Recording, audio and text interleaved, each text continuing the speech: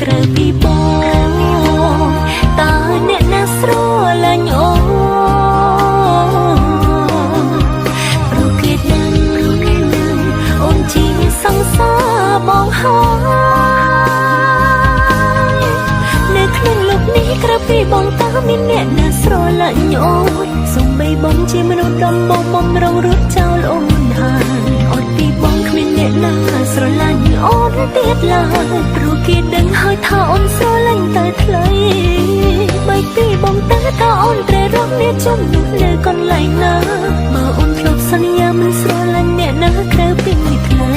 ជីវិតអូនបាត់បង់បងដូចបាត់នោះមួយផែនដី